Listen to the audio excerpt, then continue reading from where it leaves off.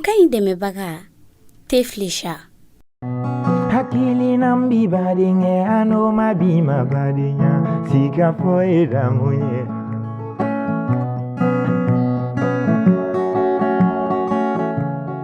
Sika foida muye. Bara kenyoni nyonche na uga yeta mayoya fota mayoya. Furu kenyoni nyonche na uga yeta mayoya fota mayoya. Edu kungoda wilila ani yeta mayoya ukana befoni juluya. Koron fema uga sabali tilebi ma uga miri musika foeda muye.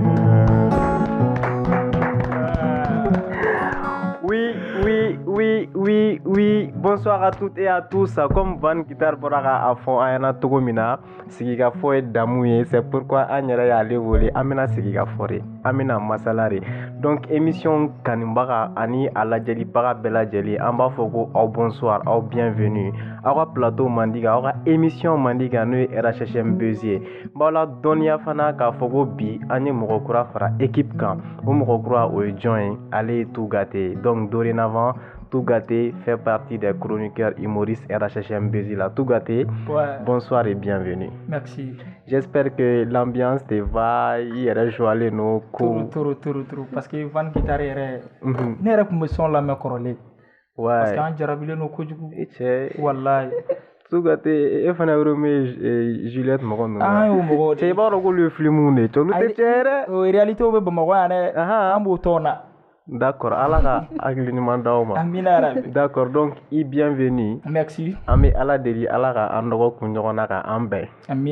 D'accord. Evelyne, bonsoir. Bonsoir. Comment vas-tu? Ça va. Bienvenue. Merci. Voilà, donc, Ambe Aufutuguni, Awa émission Kanonina, Abanaje Semeno Semeni, Ausaragoni Tambolo. Donc, merci beaucoup. Bi Animorom Benyorona. Beba ale don Van Guitar de la mais nini abena señoroma tout juste ambe à présenter la sananga temeni kotoye mais bien avant ami anga sponsor fo no était flèche teuga samala nyo bibina malikono ambola donia ga fogo ni januma nunu irale no aula grâce à tes flèches. Donc Van Guitar bonsoir et bienvenue à un plateau. Merci, bonsoir. Yanga wole jabi ajara en kojugo. Donc sananga tanya fait amena Van présenter émission en kanubago la Van Guitar yere join yano kwa ngika nyiningali jabi mbe fleli la obefo unyabila Van Guitar e Modibo Konate mais chama ba don Van Guitar de la. D'accord. Donc lida sera fait. Donc Van Guitar est musicien donc il a la D'accord, donc bienvenue Van c'est émission madame ne nebega elle tabi barero tabi songa dignité zindugumare. D'accord, donc ametani nyogoy Evelyne, nous allons avec la réplique question de la semaine. D'accord. Van Guitar bienvenue. Merci. Munela e sananinke guitar fola yorola kasoro ema musique enregistrement ke folo. Ntunya kanu ka musique dilan ka nyere avant que mina présenter mo la. Parce que musique est fait no inspiration bina ila wati mina min bi kungolo la o de tien. Mais ni bi tien fo iba jate mina be dilani ke chuya mina kanika tien ke ka mo were makusarore o ko sonya garder ka wati janso. C'est une philosophie. Ah ouais. Ok, d'accord. Lui, Van Bibolo. Merci Evelyne. Donc, Van est bolo si ça non. Ni be dongli da, i kan ga dare aga beri blasira. Aka na fanye be. Si dongli rekoro ni yatra di doni kili. Dongli da la be doni kili da haklima umba clean toro. Kuka tomota tomala.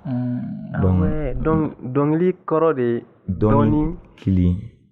Doni kili. Kili ubi kili da oba fo kili. OK. Kono ubi faminda mo ba wele etc. Mais doni yere fana e fendo de abi soro kodo de kono ko.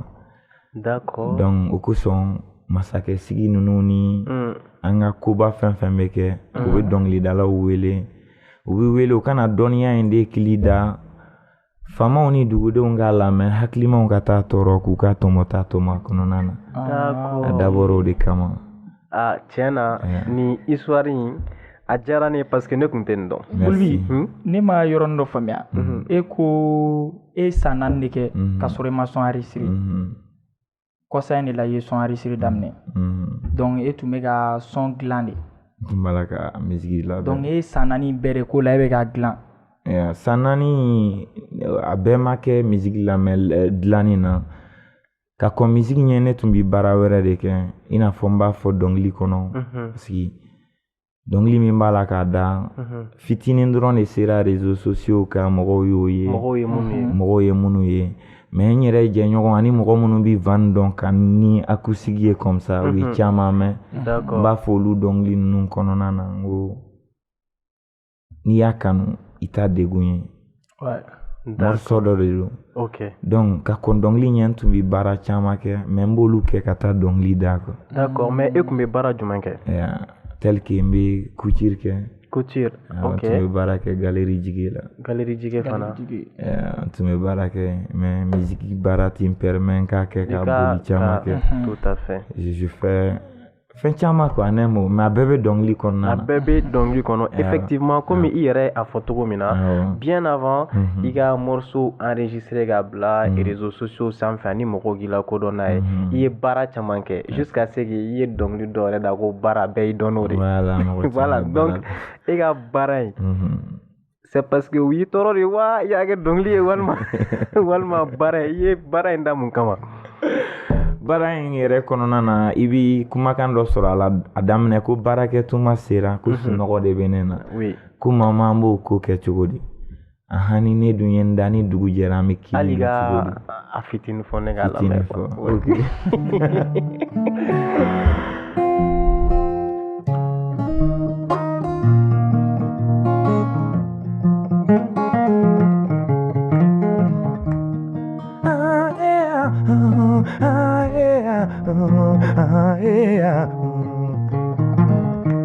Idoke tuma sera asunogo de benena mama mboko ke chugudia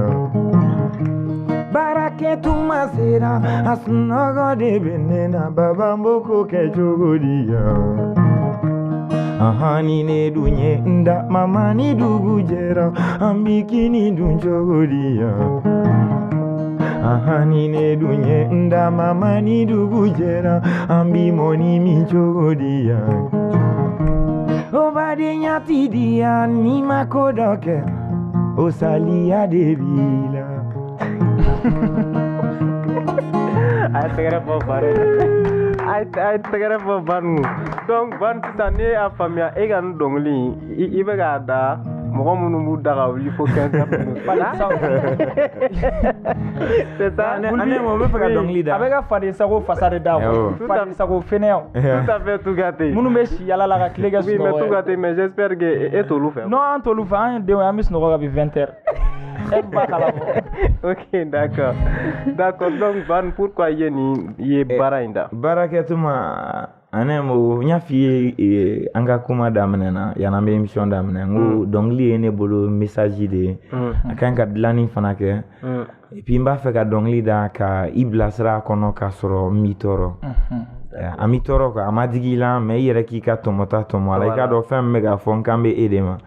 mais k'a sɔrɔ n m'i tɔgɔ fɔ I bɛ se ka ladilan cogoya min na parce que société la gɛlɛya caman b'an kan a bɛɛ de ye baarabaliya ye mais ne y'a fɔ a b'an tɔɔrɔ baarabaliya duma baara tɛ n ye kalan kɛ n kan ka nin baara in kɛ ou bien ne ye journaliste de ye ni n t'i micro kɔfɛ n man kan tɛ ka ko wɛrɛ kɛ ne kɔni clashé awɔ hakɛto b'a sanfɛ ko journaliste ka hakɛto non I t'i micro kɔfɛ même I bɛ so e ka kan ka baara dɔ kɛ parce que I ka kɔn journaliste ya baara ɲɛ e ye adamaden de ye et puis I ye mɔgɔ de ye balimaw b'i la jɛɲɔgɔnw b'i la I ka kan ka mako dɔ dilan nin bɛɛ kɔnɔna na mais n'i y'i da ni dugu jɛra badenya bɛ dilan cogo di furu dilanni caman b'a bila a kun na n bɛ nin service in na ne bɛ nin somme ta a ti fɛn wɛrɛ ɲɛɲini tuguni et puis a bɛ bonya baara caman ma mɔgɔw ka hakɛ to faamu n'a cogoya de don mais service kɔfɛ e yɛrɛ bɛ yen quoi wari t'a bɛɛ dilan Ça, c'est vrai aussi. Ouais. dɔ bɛ fɛn dɔ kɛ mɔgɔ dɔ ye gratuite mais dɔ bɛ wari bɔ a t'a sɔrɔ et puis i bɛ wari bɔ a bɛ tiɲɛ société ba minnu bɛ tiɲɛ a t'i komi wari de t'a tigiw bolo c'est vrai mais baara in kɛbali a cogoya la an bɛɛ b'an yɛrɛ fisaya ko dɔ ma o de bɛ na n'a ye c'est vrai o kosɔn n bɛ dɔnkili in da n ye fitinin dɔrɔn de enregistré a la studio la mais ni n yɛrɛ b'a live jouer komi live de ka di n yɛrɛ ni n b'a live jouer i b'a sɔrɔ a banyɔrɔ la n bɛ ɲininkali kɛ dɔnkili kɔnɔ n ko ahan ni ne dun ye n da ni dugu jɛra badenya in bɛ kɛ cogo di ni ye n da ni dugu jɛra jamana yɛrɛ bɛ jɔ cogo di kana kuma jamana na ten quoi i yɛrɛ ka jɔyɔrɔ dɔ yira a la ça c'est vrai donc fɛn caman bɛ baarakɛtuma sɔn kɔnɔ lamɛnbagaw bɛ caman faamuya la tout à fait donc merci beaucoup merci donc Van ne baara in ta k'a lajɛ ne y'a mɛn ko e taara tunga la n taamana k'i tagamara k'i tunga caman kɛ mais Van e kun taara tunga la mun na wari ɲini ne kun wa non taama n y'a kɛ ka dɔnniya de ɲini dɔnniya pour que n bɛ se ka tagama dɔnniya nɔfɛ attends Mali kɔnɔlaw la wa walima Mali kɔnɔna a sous région b'a la et puis Mali dugumisɛnninw b'a la i tɛ miiri yɔrɔ minnu na dugu minnu yɛrɛ la k'a fɔ n bɛ taga yen yɔrɔ la n taara bɛɛ la pour que ka se ka dɔnni sɔrɔ dɔnkili dɔnniya wa walima dɔnniya sugu jumɛn ɲɛnɛmaya yɛrɛ dɔnniya adamadenya bɛ se ka kɛ kɛcogo ɲuman min na parce que kodɔnna ye maa saba de hakiliman kalalen taamala ko ɲɛɲini na ani ko la kɔrɔsila kɔrɔlen o mɔgɔ saba de bɛ ko dɔn donc n tun b'a fɛ ka ko dɔn kosɔn donc sisan e fɛ ka fɔ ni saba bɛɛ bɛ kelen na non ne ti kuma ni n yɛrɛ ye toujours n bɛ min fɔ dɔnkili kɔnɔ o kelen don dɔnkili ye message de ye min bɛ dilanni kɛ mɔgɔw ye dɔnkilidala fana kan ka kɛ mɔgɔ ye i bɛ fɛn fɛn fɔ i ka kɔlɔsi ne bi ko kodɔnna ye mɔgɔ saba ye a fɔkun de ye minnu b'a lamɛn u ka faamu n'i y'a dɔn i yɛrɛ la i b'i yɛrɛ fara kodɔnnaw kan sinon Van ko tɛ ok d'accord Van merci beaucoup c'est ni cɛ ma nɔgɔn ne tun bɛ ten ni ko k'ale tɛ se kuma la ni nin sera kuma la ka tɛmɛ nin kan cɛ ko cɛ an tɛ place in d'a ma tiɲɛ yɛrɛ la ok d'accord donc Van an bɛ taa ni ɲɔgɔn ye i ka Maman morceau non rien à dire allo maman ne ko ne ye son in lamɛn an yɛrɛ oui an yɛrɛ a partager an ka site kan walasa mɔgɔw bɛ se ka télécharger a max cogo min na donc allo maman yi bon san'an ka don question kɔnɔ n bɛ fɛ i ka freestyle kɛ parce que k'aw ladɔnniya k'a fɔ ko Van ye mɔgɔ ye a ka sonw ka bɔ ka bila fan fɛ olu man d'a ye kosɛbɛ live de ka d'a ye acoustique de ka d'a ye donc an b'a bɛɛ dɔɔni yan pour que a nege bɛ se ka émission in lajɛlikɛbagaw minɛ cogo min na pour que u ka taa a télécharger sur les réseaux on y va Van.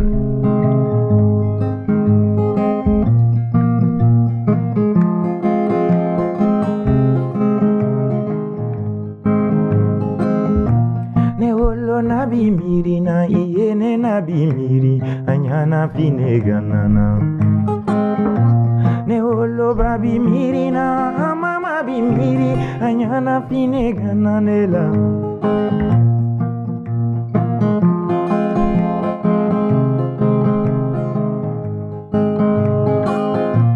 mama e fala dumuni yati mede nu fere boka dingeni bitamana mama e dantandu moni jiginta ni nu fere bo gadenge ni bitungana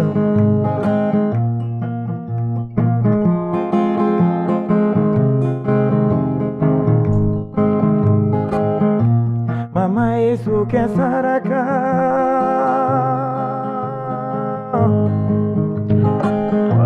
mama e suke saraka asaraka kadenge ni bitamana mama e saga saraka saga jigi ke saraka kalaka tungandiana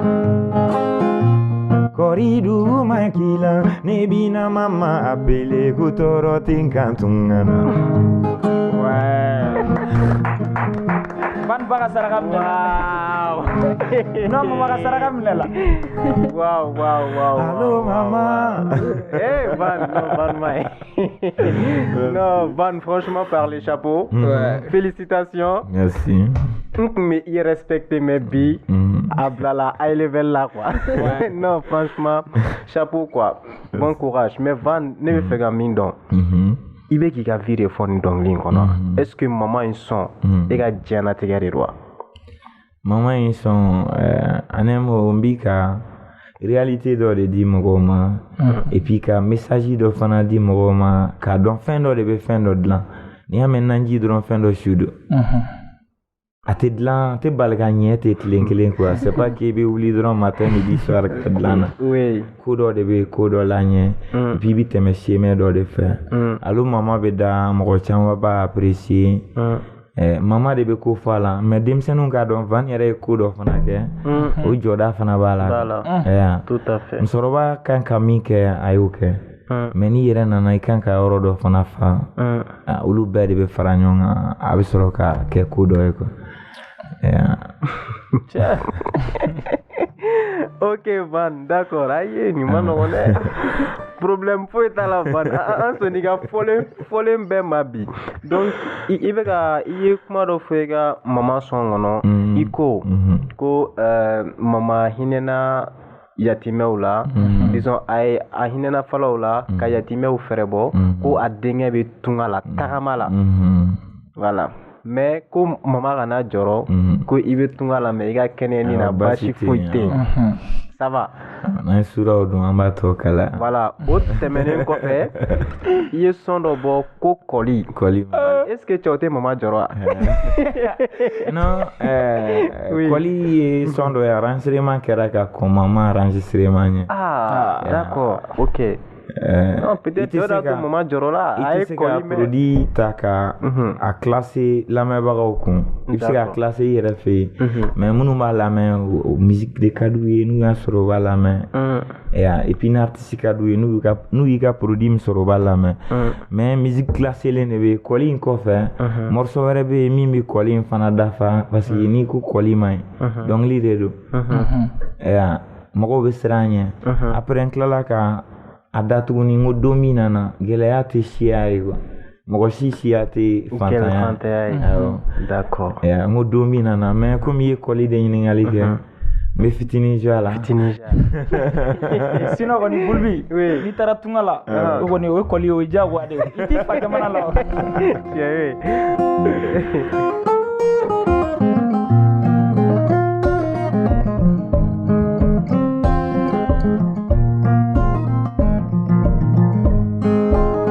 Mabauke maninya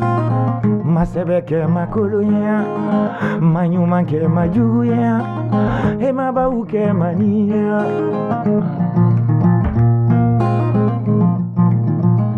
koli mainde ngoduno nyamogo bauyo koli mainde mabauke maninya masebeke makulunya manyumanke majuya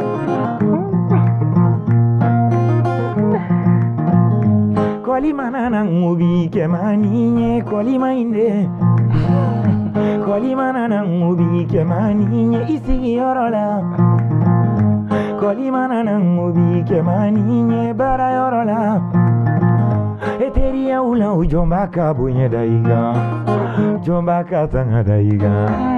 jomba kakungofia duari tife bima ubi tanga bwiko nifo itife bima ubi bonye bwi ay tegere bile ko lamɛnbagaw b'a tɔ sɔrɔ album kɔnɔ n'Ala sɔnna. Oui, vous pouvez a tɔ sɔrɔ bon tiɲɛna ça c'est exceptionnel hein an yɛrɛ mɔgɔ minnu bɛ an suit aw bɛɛ b'a dɔn ko ni ɲɔgɔn ma deli ka kɛ mais c'est parce que Van il est exceptionnel a ka dɔnkili a tɛ sɔrɔ nin ka gɛlɛn dɛ a bɛ se dɔnkili la fo merde mais a tɛ sɔrɔ donc Van franchement encore félicitations merci kɔli Ala ka bɛɛ kisi kɔli amina arabi surtout tungarakɛw ko kulukɔrɔ de b'an bale ka ci olu ma wa kalama d'accord donc an bɛ dugawu kɛ tout gâté mɔgɔ bɛ yen k'u bɛ tunga la Ala ka nɔgɔya k'u bɛɛ ye ayide Ala ka Bulbi i ko k'a bɛ dugawu kɛ tout gâté mɔgɔ minnu bɛ tunga la Ala ka ne tɛ tunga la ne ko tout gâté an bɛ jɛ ka dugawu kɛ mɔgɔ minnu bɛ tunga la voilà Ala ka yen fusaya u ma ka tɛmɛ yan kan Ala ka n'aw ka kɔli fura bɛn a t'an bolo yan dɛ c'est bien voilà c'est bien donc Ala ka a bɛɛ nɔgɔya amina Van an bɛ taa ni ɲɔgɔn ye bon Megiye. I bɛ ka guitare fɔ. I bɛ ka noti caman caman ta. Van guitare. I tɔgɔ yɛrɛ guitare b'a kan. Van guitare ye guitare kalan cogo di? Guitare n y'a f'i ye fɛn bɛɛ bɛ kanu kɔnɔna na. N'i ye baara o baara n'i y'a kanu i tɛ gɛlɛya dɔn a kɔnɔna na. Tout à fait. Et puis bon mɔgɔ ma baara o baara gɛlɛya dɔn i b'o nafa don dɔ la. N y'a kɛ dɔnkili yɛrɛ mais n tɛna se a dɔnkili yɔrɔ la mais n b'a expliquer dɔɔni. Van guitare ye guitare kalan guitarisiw nɔfɛ minnu bɛ an ka guitare kalansow la i n'a fɔ minnu yɛrɛ b'a fɔ u yɛrɛ ma minnu siya de don tel que an ka jeliw ani mɔgɔ wɛrɛ minnu bɛ guitare fɔ n'u tɛ jeli ye ne ye guitare kalan nin bɛɛ de bolo. N b'a fɔ chaîne caman na radio caman ka ɲininkali la n ko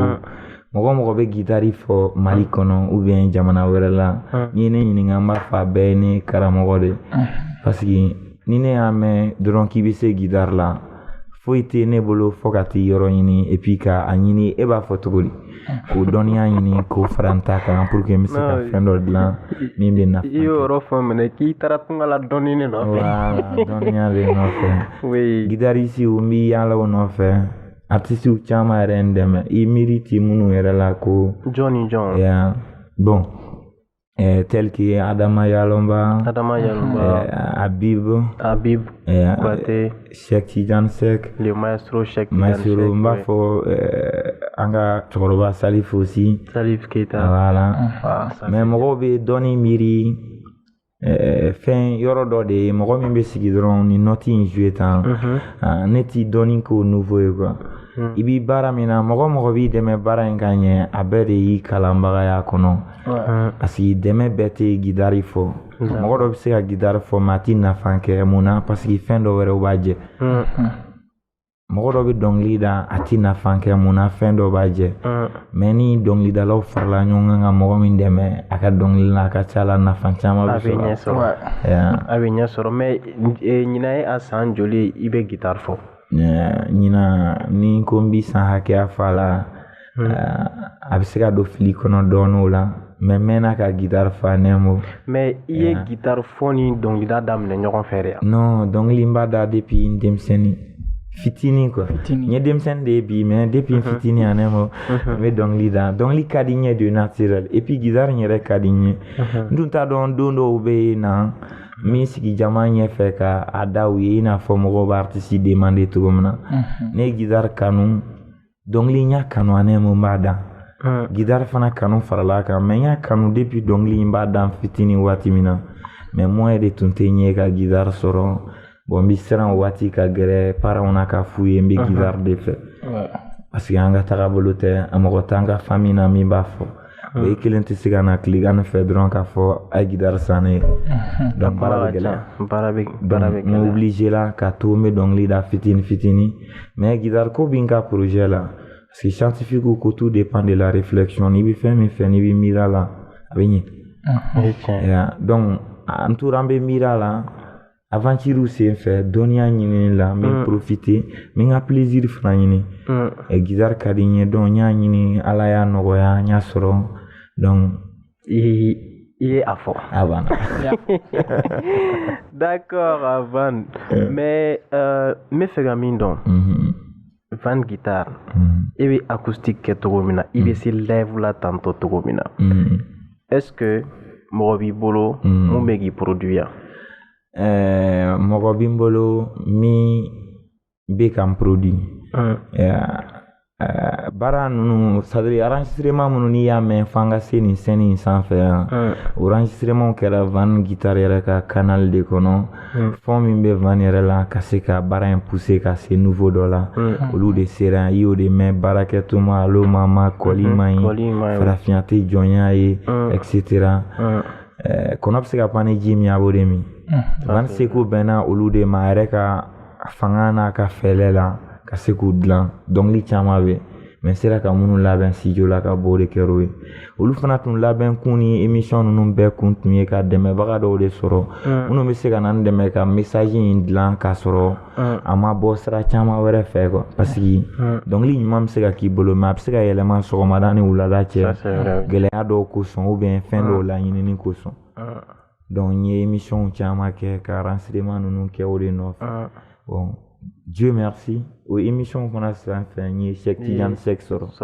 donc il m'a promis que a bɛ dɔnkili in labɛn ka kɛ fɛn nafama fɛn ɲuman ye mais n ka taa ni dɔɔni d'a ma a bɛ taa Paris a kan ka fɛn dɔw ɲɛnabɔ n'a seginna an bɛ baara kɛ d'accord an b'o nouveau la présenter ok d'accord maintenant ni an tɛmɛna production kan mɔgɔ caman dabali bɛ ban u bɛ ɲininkali kɛ u b'a fɔ ko Van Guitar k'i ka inspiration k'i b'a sɔrɔ cogo di bon n tɛ émission lajɛbagaw t'a dɔn mais ne kɔni a faamuya mais n b'a to i yɛrɛ k'a fɔ mɔgɔw ɲɛna parce que n y'a ɲɛfɔ ka kɔn émission daminɛ ye mɔgɔ caman bɛ ɲininkali kɛ journaliste réseau caman na chaîne kan ko Van inspiration in bɛ bɔ min à l'âge comme ça i bɛ guitare fɔ i bɛ dɔnkili da et puis i ka dɔnkiliw basigilen don kumakan ɲɛnamaw b'a kɔnɔ conseils b'a kɔnɔ yala i b'a sɔrɔ min donc coûte à coûte n y'a kɛ dɔnkili o fana ye dɔnkili dɔ ye a ka fɛn bɛɛ ye dɔnkili kanu de don mais n bɛ explication fitinin di diɲɛ baara o baara n'i y'a kanu nɔgɔya min b'a la Ala b'o yɔrɔ yir'i la quoi mais ni a kanu t'i la chaque fois i bɛ gɛlɛya yɔrɔw de y'a la quoi mais n'i y'a kanu chaque fois a bɛ nɔgɔya ka taa donc n y'a kɛ dɔnkili ye mais ni filɛlilaw bɛ yamaruya di an bɛ fitinin fɔ a la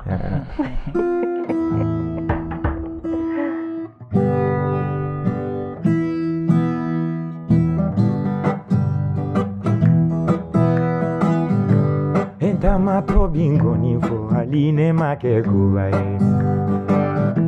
o kanule ni akanoa iba tono dundunola eta tono ni akanoa iba tono ni iba na fandundunol ubinyi ningandumudo arajo so uchamana Kaloni ni mora Ubinyi ninga Era shemu ni fanana Eloni ni momide Iva dalu ni mora Neko kanule Ani fuite kelenye Dolo kido ikabara la iva tonodu Kasube ke kangoni fo ibe gindo do fanadon.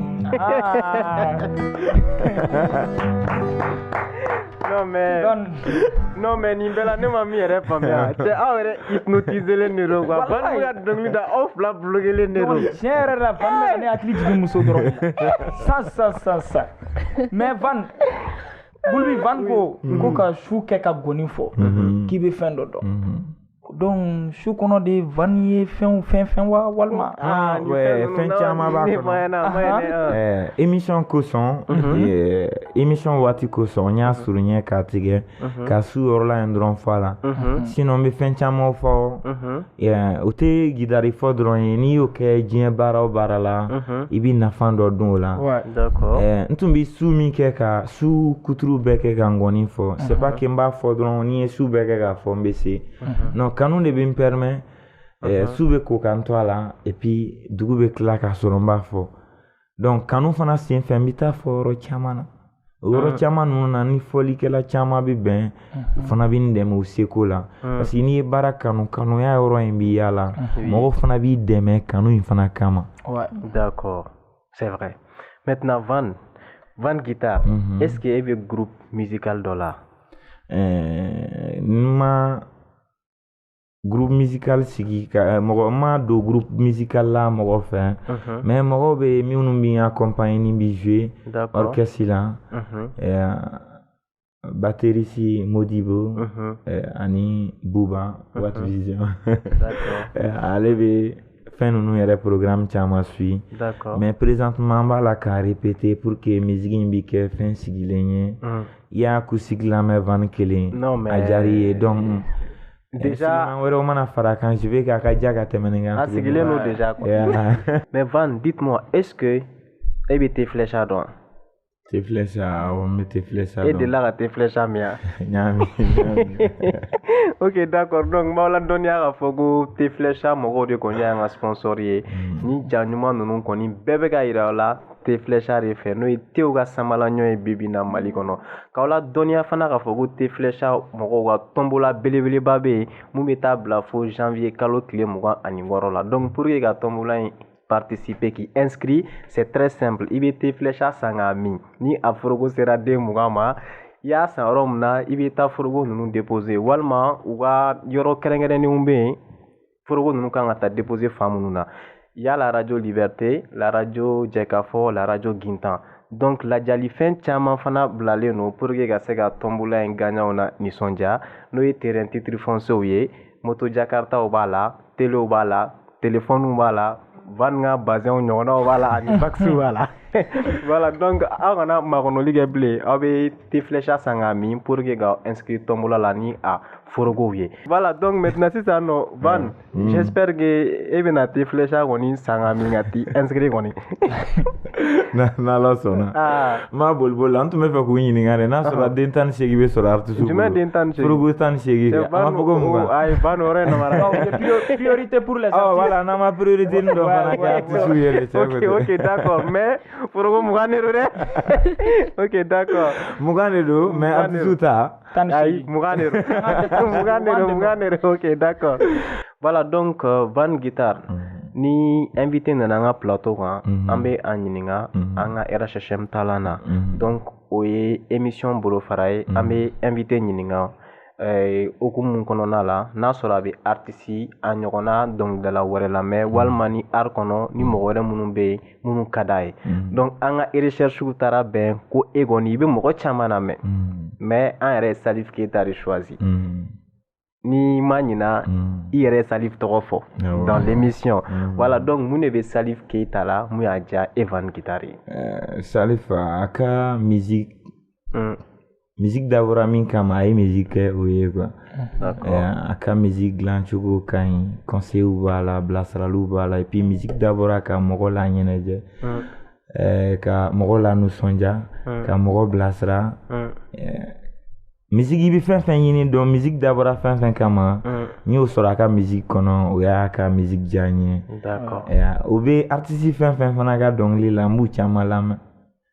mais n tɛ se k'a bɛɛ fɔ plateau kan karisa kɔrɔlenw ni denmisɛnnin fitininw de don mais minnu b'u ka baara ninnu kɛ a kɛcogo sira ɲuman kan n b'a bɛɛ lamɛn rapu t'o la a mana kɛ musique genre donc bɛ rapu fana lamɛn ne b'a bɛɛ de lamɛn mais a ɲuman na. Merci. D'accord, mais i bɛ rappeur jumɛn lamɛn? Rappeur la bon bɛ Bilmo lamɛn. N-Sahel. N bɛ n tɔma lamɛn Van Baxi. Van Baxi. N bɛ taxi bolila. Fukenji. Bon ne m'o ani Master Sumi ani dɔ n bɛ a tɔgɔ ye n bila mais a b'a fɔ ko ne ma ni ɲɔgɔn ye a tɔgɔ bɔra n kɔnɔ ko Toyota karilen dɔ y'a jɔ a ɲɛ. Benzi. Bon a ka o morceau in bɔ waati n tun b'a lamɛn kosɛbɛ. Morceau yi don. A ye morceau in ye n ye inspiration dɔw sɔrɔ a kɔnɔ parce que n y'a sɔrɔ parce que dɔnkili ye damadɔ ye i bɛ dɔnkili dɔ da i yɛrɛ ma ten i bɛ se ka guider i b'a da dɔnkili dɔ bɛ i b'a da a bɛ bɔ i yɛrɛ dusukun na ani dɔnkili dɔ bɛ da réalité dɔnkili ye suguya caman ye mais n y'a sɔrɔ a bɛ dɔnkili min da hinɛ b'a dusukun na a bɛ ka kuma parce que ni fɛn min y'a vécu n'i b'a fɔ hinɛ bɛ don a la diyagoya donc n y'o senti a ka dɔnkili la. Et puis, j'ai beaucoup apprécié. Ok. D'accord, Van. Donc, Eve, nous allons avec la rubrique Fan Squeeze. D'accord. Van Guitar. I yɛrɛ y'a fɔ cogo min na i bɛ live ni fɛnw de kɛ ka caya i tɛ enregistrement caman kɛ mais mun de la i tɛ son morceau caman enregistré morceau caman fɔlɔ a tun ka di n ye ka morceau caman enregistré mais n ma a opportunité sɔrɔ siraw gɛlɛyala n bɛ taga musique enregistré ni ne yɛrɛ bɛ buruburuni min sɔrɔ n yɛrɛ ka wɔsi la donc gɛlɛyaw caman b'a la donc n tora n bɛ n débrouiller quand même parce que n sera ka dɔɔnin kɛ mɔgɔw ye dɔ lamɛn mais mɔgɔw ye lamɛnli kɛ n ye mɔgɔ caman sɔrɔ minnu bɛ proposition kɛ n ye n bɛ i ka musique enregistré n m'a enregistré mais comme an ka cɛkɔrɔba y'a ta Cheikh Tidiane Seck donc n kalifala ale la donc a ye kalifa minɛ et puis a bɛ ka baara in suivi bolo caman na donc n ma kanu k'a fɔ n bɛna na fɛn dɔw labɔ a ɲin'a ma kamasɔrɔ an bɛnna i bɛna min ka produit dilan ka ɲɛ i yɛrɛ bɛ agi alors que ne yɛrɛ tun bɛ k'a dilan n yɛrɛ ka fond na misère kɔnɔna na bon ni mɔgɔ sɔrɔla min b'olu charge ta et puis n b'a dɔn mɔgɔw y'a jalan apprécier ni gere ye a ka se fara kan a bɛ ɲɛ ka tɛmɛ o kan je sais pas si bɛ ka faamu donc o kosɔn enregistrement tɛ ka caya n b'a la ka cɛkɔrɔba kɔnɔ pour le moment. D'accord. Ok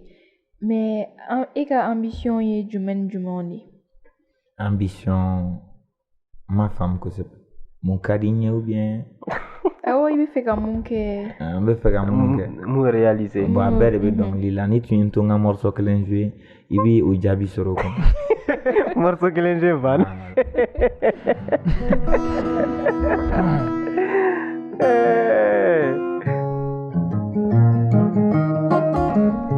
afora ne de ma o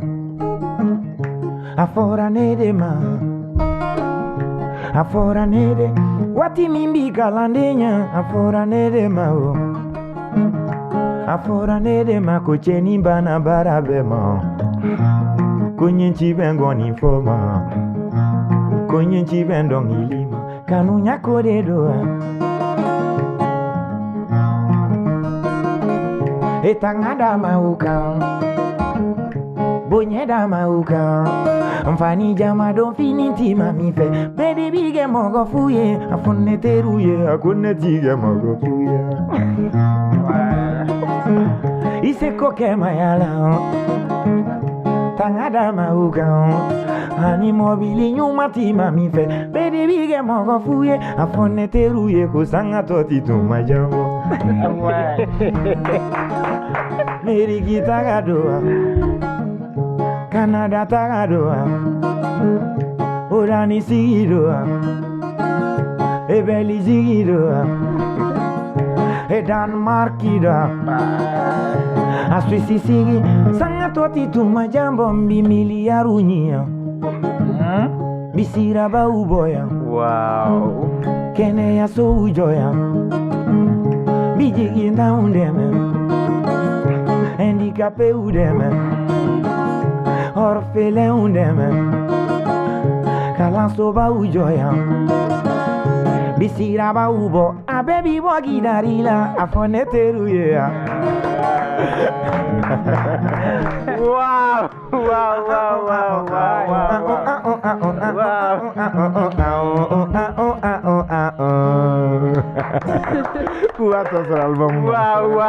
wow non Van mais franchement tu le sais fait à la rabat mais Bulbi yorom no ba ta hakili to la o soni sisa kabina milliards ni i bi hakili to nen Bulbi wati to o me o ka fana ga hakili to na ka soro ma nyini ndamne awa ki bi no wala i ka do ka fo ni nga dɔgɔtɔrɔ kɛ ye ka sɔrɔ i ma bana la ni banana ko ɲɛ bɛ nɔgɔya ça c'est vrai mais don min na i banana o don i bɔra kalama dɔgɔtɔrɔw bɛ yen ou bien don min na kalan gafew nana o don i bɔra hakili jiginna école-maître la donc o ye filiba de ye ou bien kumako nana i ma don min na o don i y'a dɔn journaliste bɛ yen i ye filiba kɛ i b'i ka journaliste dɔn k'a sɔrɔ kuma ma na ka i ka dɔgɔtɔrɔ dɔn k'a sɔrɔ bana ma na k'a dɔn ni ne ka école-maître ye k'a sɔrɔ lettre ma ci ma ou bien kalanko dɔ gɛlɛya ma na i ma quoi i b'i ninnu bɛɛ place n'u jɔyɔrɔ d'u ma yan'a don cɛ donc n bɛ min f'i ye dɔrɔn i b'i hakili to i ka artiste la yanni milliard ɲi don cɛ. awɔ ayi an bɛɛ bɛ problème t'a la Van tile filɛ cogo min na dɛ yan ne ka jalaji de min donc ni di nana kana ɲina milliard na waati tɔ man jan u yɛrɛ ko ten si taga la an bɛɛ bɛ taa na waati non problème foyi t'a la to gâté non Van c'est exceptionnel c'est formidable oui Bulbi ni kɔni y'a ka ambition faamuya dɔnkili kɔnɔ ne t'aw t'a dɔn d'accord ne bolo bɛɛ y'a ta ta nin na quoi oui jaabi caman bɛ sɔrɔ nin kɔnɔ donc i yɛrɛ y'a fɔ cogo min na i tɛ ka baara wɛrɛ kɛ musique kɔ de i tun bɛ couture ni fɛn minnu kɛ i y'olu bɛɛ de jɔ wa couture ninnu bon i m'a ye émission ma nɔgɔ yɔrɔ minnu na nin b'a la i b'a sɔrɔ morceau min ne y'a tɛmɛ ten couture ninnu b'a kɔnɔ mais n y'a tigɛ n ye temps de miiri ka yɔrɔ dɔ bɔ a la pour que mɔgɔw bɛ se ka hakɛya dɔ sɔrɔ a la sinon u b'a fɔ yɔrɔ min na ko cɛnni banna baara bɛɛ ma n b'a fɔ n ko kanuya ko de don gitari ye n jarabi de tailleur wa kanuya ko de don diya nye ko de don jarabi ko de don kanuya ko de don mun ne fa ma dɔnkili da ne woloba ma dɔnkili da ne kɔrɔkɛ ma gitari fɔ jarabi ko de don tailleur don soudeur don menuisier don wow izini bara don abiro la bara don tubabu kalan don arabu kalan a dɔɔni dɔ b'i kɔnɔ ni na n ko kanuya ko de don ye fɔli de n jarabi ye gitari ye negera ye non Van mai non Van imai je pense que ɲininkali jaabi non ɲininkali jaabi la donc i ye kuma fɛn fɛn fɔ sisan i tun b'olu la i y'olu bɛɛ bila san k'i ɲɛsin gitari de c'est-à-dire n ye ninnu bɛɛ kɛ k'a sɔrɔ fɛn min kanu bɛ n na o bɛ n kɔnɔ mais ninnu waati ninnu tun kan ka kɛ parce que olu de kɛra sababu ye pour que ka gitari in dɛmɛ mɔgɔ min i ka famille mɔgɔ si tɛ fɔli kɛ e kelen ka na i bɛ dɔnkili da ka gitari dilan i b'a dɔn k'a fɔ a bɛ dilan gɛlɛya ni degun kɔnɔna na c'est vrai tiɲɛ ye minɛ famille tina a to minnu yɛrɛ ka famille b'a kɛ o bɛ gɛlɛya sɔrɔ jango ye mɔgɔ min ka famille ta kɛ kelen i bɛ degun sɔrɔ donc mais baara ninnu kalanni kɛra sababu ye olu dɔnniya kɛra sababu ye ka n dɛmɛ ka dɔɔni bɔ n ka gɛlɛya la parce que n bɛ métier ninnu baara ka o musaka ta ka kɛ k'an yɛrɛ boloma dɛmɛ pour que nin bɛ ɲɛ jusqu'à ce que a nana se RHM kan a tɛgɛrɛ fɔ non Van i sɛgɛnna dɛ walahi i sɛgɛnna mais lafiya bɛ na mais ni ko n sɛgɛnna a bɛ n miiri jigin dɔnkili de la Van a kɛ de la sɛgɛn tɛ fɛn cɛ a gɛlɛya de kɔnɔna na i b'i badenw cogo dɔn gɛlɛya de kɔnɔna na i b'i jɛɲɔgɔnw dɔn gɛlɛya de kɔnɔ i b'i tunya mɛn dɔnkili de don i ye sigikafɔ min mɛn o scène kelen de kan a don émission na n y'a da u ka ɲininkali bɔra a kan ka sɛgɛn ko fɔ mɔgɔ tɛ hɛrɛ sɔrɔ n'i ma gɛlɛ degun ye bon n bɛna fɛn dɔ proposer ye an bɛ émission kuncɛ n'o ye an bɛ a kuncɛ ni o dɔnkili ye non cɛ ne tɛ fɛ a ka dabila koyi d'accord on y va ok mais est-ce que Van ye muso furu wa awɔ Van ye muso furu muso joli kelen Van o dɔgɔyara dɛ e tɛ to ka to man dɔgɔyara muso kelen yɛrɛ fɔlɔ fɛn fɛn dɔ saba naaniw b'u bolo i bɛna kelen non n ye kuma dɔ fɔ baro daminɛ na kɔnɔ bɛ se ka pani ji min a b'o de min a bɛ se kuma de la et puis dɔnkili dɔ de i bɛ k'a fɔ tan a tɛ komi k'a ta caman b'a contre la n t'o contre la mais fɛn bɛɛ ka ɲi a cogoya de la i bɛ se min na baara kɛ n'o ye n bɛ morceau dɔ da n ko ne fɔlɔ ma ani ne sisan ma n ko wagatiw tɛ kelen ye n bɛ message caman f'a kɔnɔ mais n bɛna message in bɔ n yɛrɛ ka vie kɔnɔ ka mɔgɔw conseiller ni yɔrɔ dɔ de ye n k'i golo ma se yɔrɔ min na i kana sama étage jɔ tɛ baasi ye mais tɔli da wari t'i bolo kana béton ko in karaba dɔnkili de don n b'a la k'a ɲɛf'i ɲɛna mais i b'a faamu n ko muso caman ta baasi tɛ mais kelen marali se t'i ye kana caman in karaba seliba seli baasi tɛ mais n'a saga sɔn se t'i ye kana sama quoi i b'i da don kuma na fɛn dɔw de bɛ sigi gɛlɛya quoi e bɛ dimi kɔrɔkɛ dɔ kɔrɔ ko dɔ la don dɔ la mais en réalité n'aw y'a dilan ni hakili ye a tɛ dimi kun bɔ diyagoya an ka saga sɔngɔ dafa o bɛ kɛ an ka société kɔnɔ n'a ma sɔrɔ kɛlɛ bɛ wuli a banna naani wariba in bɛɛ b'a bolo wari b'a bolo mais i t'a ka vie cogoya dɔn wari min b'a bolo a ta de don an kana ɲɔgɔn gɛlɛ an ka ɲɔgɔn ɲini ka ɲɔgɔn dɔn ka ɲɔgɔn dɛmɛ ɲɛnɛmaya la a ka ɲɛ an bɛɛ ma o ka fisa i ka sigi ka dɔ miiri i ka so ne yɛrɛ ka dɔ miiri k'e k'o ye n'i y'a ye a bɛ nin fini na ni mɔgɔ sugu de don vie bɛ gɛlɛya quoi n'i y'a ye a taara nin yɔrɔ la ni mɔgɔ de don non an ka ɲɔgɔn ɲini ka ɲɔgɔn dɔn foyi tɛ kanu ni ɲɔgɔn minɛ bɔ ni badenya ma fɛn min ɲɛ kɛlɛ ni a t'o ɲɛnabɔ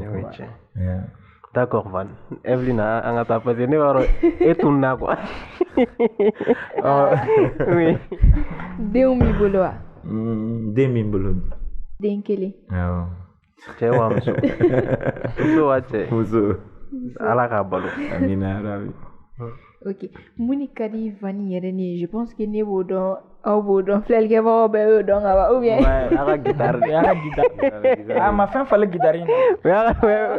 foyi falen na y'a ka guitare de mais mun de man di Van yɛrɛ ye mun man di e yɛrɛ ye a fɛn man di Van ye o kɔni ye kungana de ye o e ɲɛ tɛ kunsigi tu e ɲɛ tɛ rond point min n'a kunkolo la en tout cas kungana de man di Van ye fɛn man di Van ye mɔgɔ tɛ se k'a fɔ i bɛ a cité nin man di n ye mais bakuruba la k'a dɔn ko nin de ye nin bɛ ɲɛ tan ne ka tila k'a yɛlɛma ka kɛ dɔ wɛrɛ ye i yɛrɛ dun b'a dɔn a bɛ ɲɛ tan hali n'i t'a dɔn a yirali la a bɛ ɲɛ tan ne i m'o essayer i m'a ɲɛɲini k'a k'i yɛrɛ sago ye et puis a ka tila ka tiɲɛ et puis a bɛ tiɲɛ i bɛ agi mais i mako b'i kelen ka côté la ni n bɔra o kalama o man di n ye o mana kɛ diɲɛ yɔrɔ o yɔrɔ hypocrisie awɔ n t'o fɛ yɛrɛ a bɛ ɲɛ ma dɔrɔn an ka dilan ten mais i k'a dɔn ka tila ka agi i ne b'i dɔn t'i dɔn n k'o ye la i ni mɔgɔ dɔ ou bien i bɛ ka kɛ fan dɔ la ou bien k'a kibaruya mɛn ni y'a sɔrɔ de don a bɛ n tɔɔrɔ kosɛbɛ kosɛbɛ parce que a tɛ foyi ɲɛ ni dɔ tun ma dilanni kɛ e da tɛ don dilanni ko kuma na bi quoi tiɲɛ y'o ye mɔgɔ dɔ de ye dilanni dɔ kɛ o ɲɛna a ma a bila a sago la sinon a tun bɛ kɛ ko dɔ ye i bolo mais a y'a dilan jusqu'à i yɛrɛ ɲɛna donc i fana k'a dilan dɔ wɛrɛ ka ɲɛ bi kɔfɛ sini bɛ na tout à fait Kori Van ka kunkolo ye ɲɔgɔn nege t'e la dɛ ayi dɛ an tɛ se ka nege an kunkolo la koyi buruburu b'a yɛrɛ kun na a dun ko bɛ yen nɔ dɛ a ko bɛ yen nɔ ko bɛ yen ok merci Van merci ok d'accord Van donc émission kɔni bɛna se a kuncɛyɔrɔ ma halisa an b'aw ladɔnniya k'a fɔ ko an ka sponsor o ye T Fléchard ye donc jaa ninnu kɔni bɛ ka yira aw la ala ni T Fléchard sababu la an b'aw ladɔnniya fana k'a fɔ ko mɔgɔ minnu mago b'an ka t-shirt la aw b'an ka numéro wele n'o ye 93 11 11 93 ye donc pour que ka t-shirt ninnu sɔrɔ ani a fugulanw donc Van ne bɛ fɛ i k'i ka jɛgɛyɔrɔw fɔ mɔgɔw ɲɛna pour que mɔgɔ minnu bɛ fɛ ka t'i lajɛ u ka t'i lajɛ ani i ka numéro di i bɛ sɔrɔ numéro min na mɔgɔ minnu bɛ fɛ k'i wele baara hukumu kɔnɔna la u k'i wele aw ka baaraw kɛ ɲɔgɔn fɛ jɛgɛyɔrɔw la n bɛ jouer Club Africa la Club Africa don jumɛn a bɛ kɛ jeudi donc Club Africa chaque jeudi n bɛ jouer Mistral D la yɔrɔ caman wɛrɛw bɛ yen mais n tɛ se k'a fɔ n b'o bɛɛ fixer mɔgɔw ye tout à fait scène kan nin waati in na parce que a bɛ yɛlɛma ni gere donna yan même su in na n bɛ programme wɛrɛ don n ka baara la pour que baara in ɲɛli a bɛɛ bɛ kɛ kanubagaw de kosɔn u bɛ se ka nimisi wasa sɔrɔ a la cogoya min na mais i ye min fɔ numéro ko fana yɔrɔ la a tun ka di n ye ka numéro kɛ dɔnkili numéro ko to RHM mɔgɔw bolo mɔgɔw bɛ information caman t'a la i yɛrɛ bolo mais a mɛnna ka di ye n ka voilà non i bɛ numéro di parce que souvent dɔw bɛ se ka an wele sisan nɔ n'a ma se ka i ni u gɛrɛ ɲɔgɔn na a kuma bɛ se ka caya mais n'u ye i yɛrɛ wele directement c'est plus simple quoi baara bɛ teliya a bɛ baara teliya a k'u k'u hakili to la ni u ye weleli kɛ n'a ma ta u k'a dɔn k'u ka baara de fana b'a la ka dilan waati dɔw la tout à fait u kana kɛ ni dimi ye après quand même ni appel ye n bɛ mɔgɔ rappeler mais waati dɔw la a b'a sɔrɔ n bɛ répétition na bon mɔgɔ wɛrɛ bɛ se k'i jaabi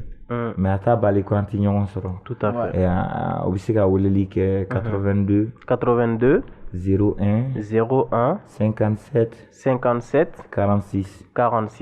ou bien 65 87 10 88 à la fin donc je pense que aw y'a mɛn minnu bɛ yen ni aw ma a mɛn ka ɲɛ mais min fɔ toujours aw la segin kɔ dɔɔni dɔrɔn k'a la mɛn ka ɲɛ ça c'est plus rapide quoi ou ka RHM wele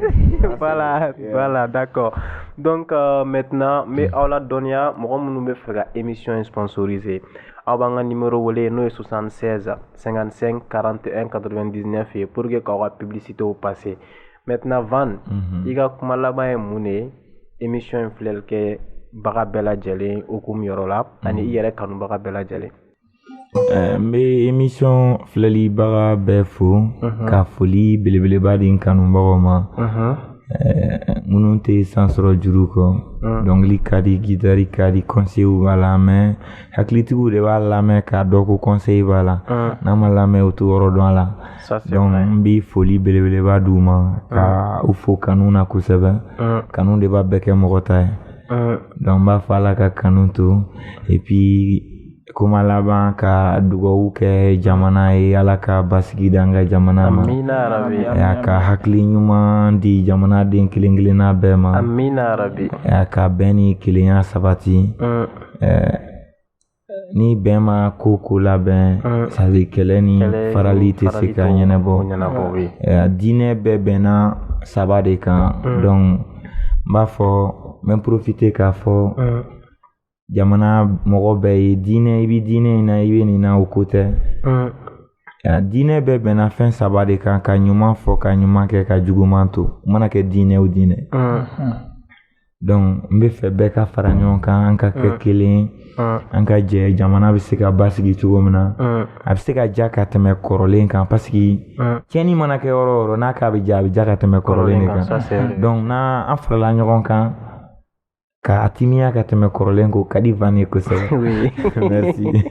d'accord voilà donc an b'aw la dɔnni k'a fɔ wo kulun sera cɛncɛn ma bi ta kɔni bɛna ban yan mais a tɛna ban an bɛna a laban ni Van ka morceau dɔ de donc Van san'an ka ɲɔgɔn bila an b'i fo i ye an ka weleli jaabi a diyara an ye kojugu i merci beaucoup j'espère que i kanubagaw bɛna fɛn caman dɔ i la émission in senfɛ tout gâté merci beaucoup Evelyne merci donc an b'a fɔ la ko aw k'an bɛn semaine wɛrɛ mais a bɛ laban ni Van ka morceau de voilà. Ni tolonge ma feminya bala ute unyana bo toloma kuminya nusondi ati kanuna o kanuntiri amani tolonge ma kuminya tolonge ke kabaro ke ni wolode nunye Ika fela fi muso e kitotolona nusondi amakomia Ika fela viteri e kitotolona nitolonge ma famia Tolo nyonya tibara la uka barate chubudon tolo makomia Tolo ngeke Kabiju ninge si souvent jaravinina